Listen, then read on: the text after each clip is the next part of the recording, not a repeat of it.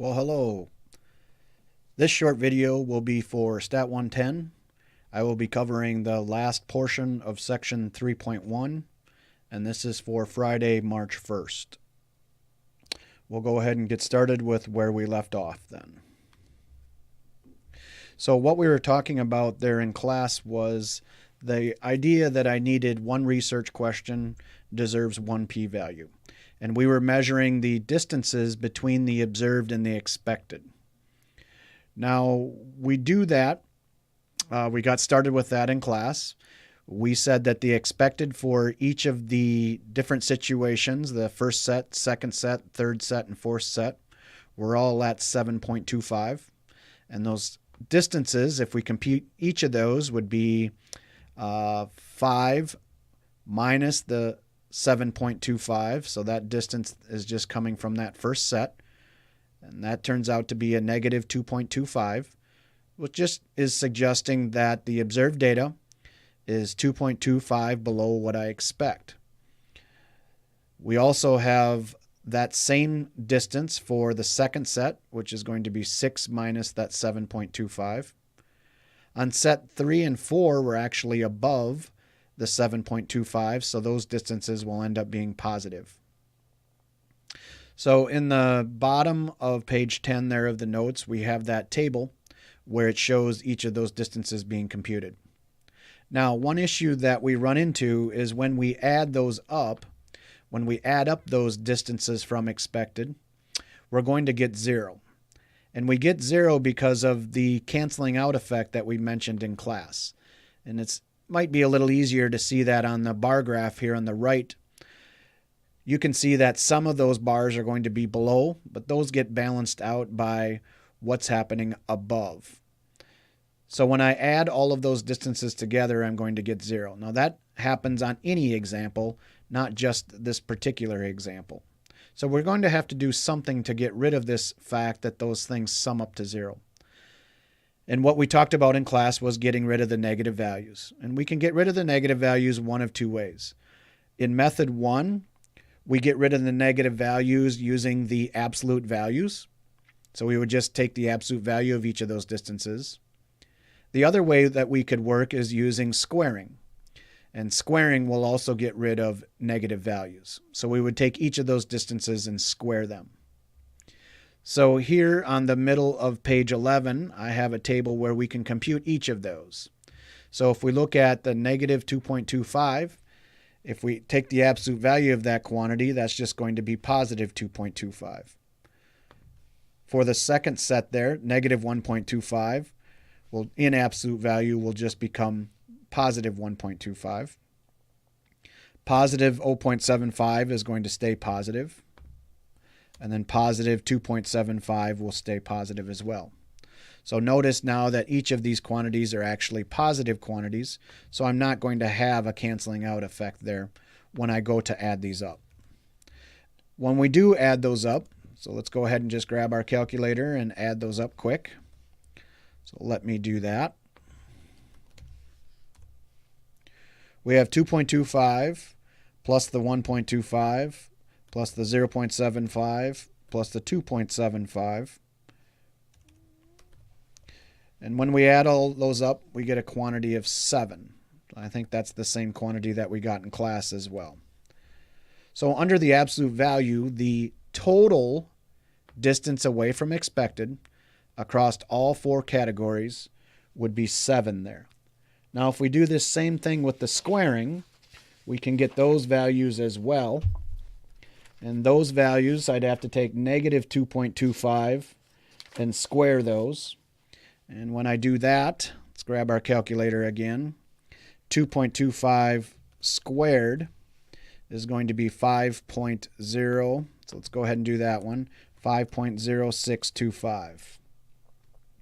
When I take negative 1.25 and I square it, I'm going to get a positive 1.5625.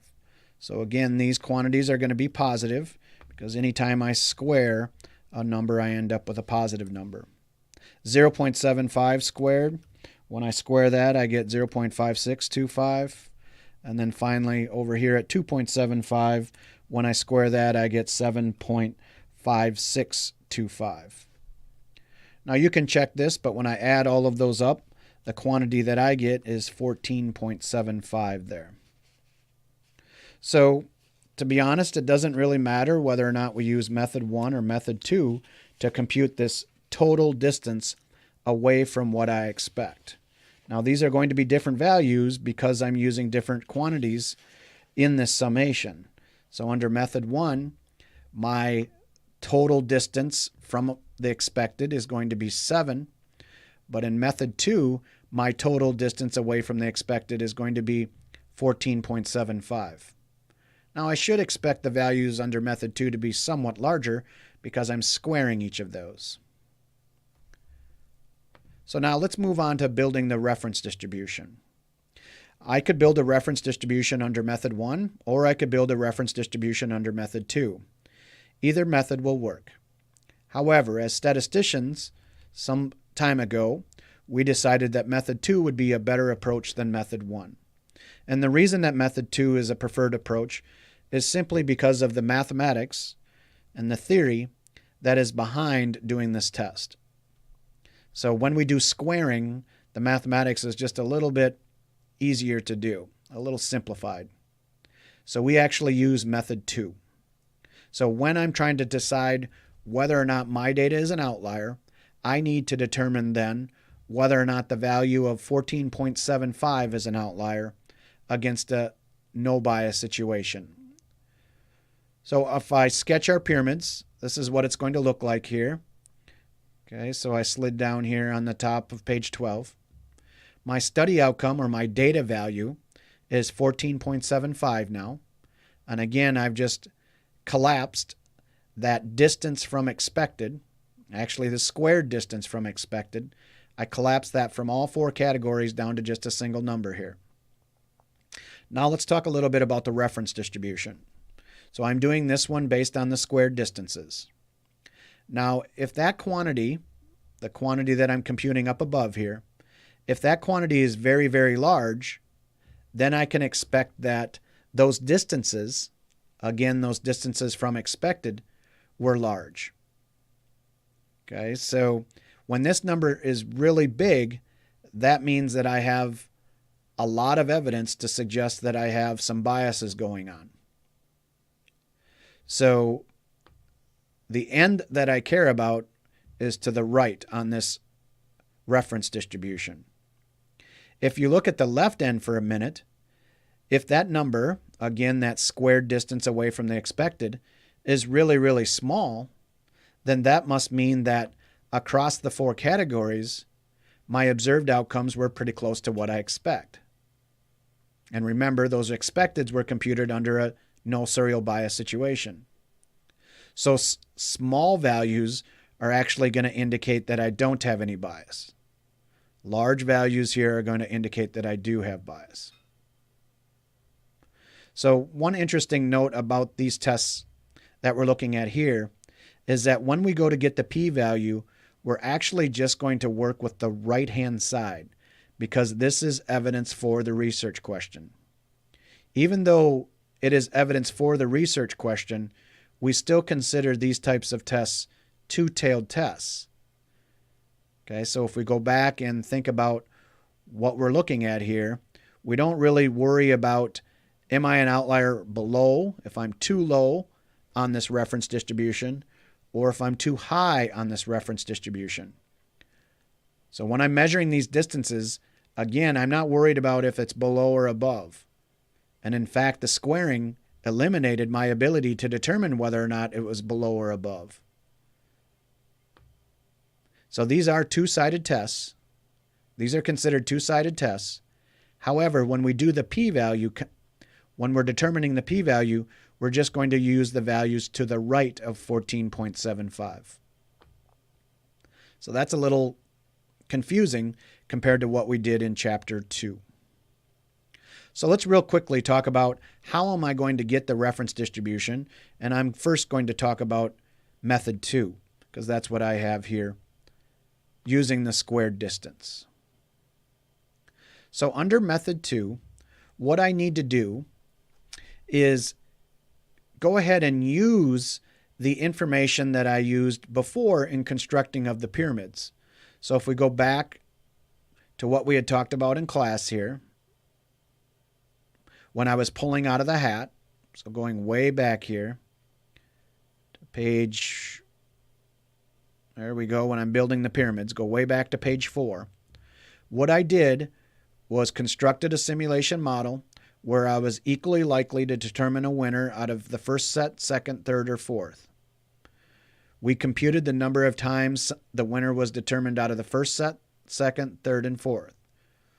So my data for that first trial, again, was 5, 9, 7, and 8. And I know this was done under a fair or no bias situation. The second trial produced a 7, 3, 10, 9. The third trial was a 9, 11, 5, 4. Now what I need to do to build a reference distribution is to do the same exact calculations that I did on my data, but using these values. So what that means is I'm going to have to take 5, subtract 7.25, because that was the expected, and then square that. I'm going to have to take 9 and subtract the 7.25 and square that. I'm going to have to take the 7 minus the 7.25 and square that. And then finally the 8 minus the 7.25 and square that. And then sum those squared distances up in order to produce say a data value. Now that data value is going to be computed under the situation of no bias, because that's how this data here in my simulation was determined. So I ended up doing those calculations in a spreadsheet here. Again, if we go back down to page, let's see, 13, I think it is. If we go back down to page 13, I'm doing all those calculations in a spreadsheet. So you can see the calculations there.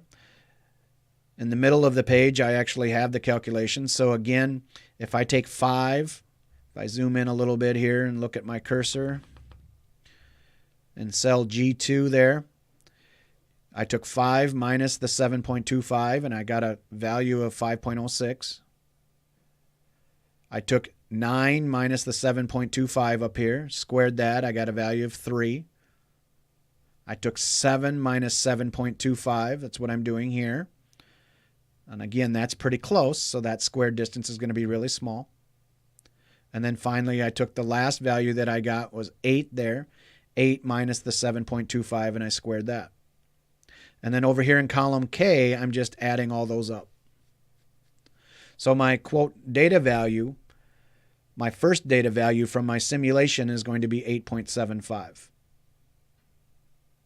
Okay, so that's just adding up those numbers there, the 5, 3, 0.06, and the 0.56. And I'm going to do that for every single iteration of my simulation. So in column K here, I got those highlighted for us. Those are going to be the values that I use to build the reference distribution. And I'm just going to plot those on the reference distribution. So here I am plotting those out. Okay. You can see that a lot of those dots are kind of down around 0, again, because this simulation was done under the situation of no serial bias. So I would expect that most of these numbers here from my outcomes from my simulation are going to be pretty close to 7.25. So these reference distributions tend to be kind of packed down pretty close to 0. Now, if we go back to my observed data was at 14.75.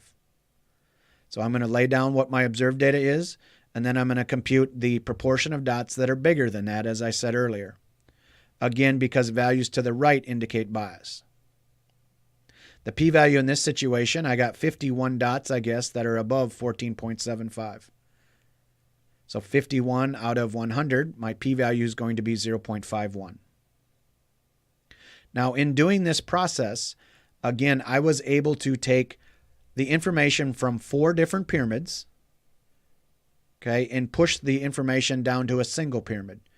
And the advantage, again, is if I get a single pyramid, I'm able to get a single p-value, which I can use now to answer a single research question. So if we go ahead and do that, here on page 13 and 14, is there evidence of serial order bias? Well, my p-value here is 0.51. Okay, so that's quite large.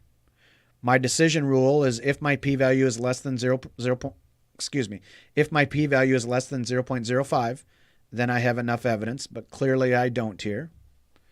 So clearly I do not have enough evidence here. So the data does not provide enough evidence for the research question. And then we can just fall back into our standard approach for our conclusion. Again, our decision goes first. There is not enough evidence to say. And then I put my research question in there that there is serial order bias in singing competitions. So that's just the research question there. And then I put the p-value quantity as well. And again, I only have a single p-value here because of what I did with kind of squishing my data down into a single value, and then I built a pyramid for that single value.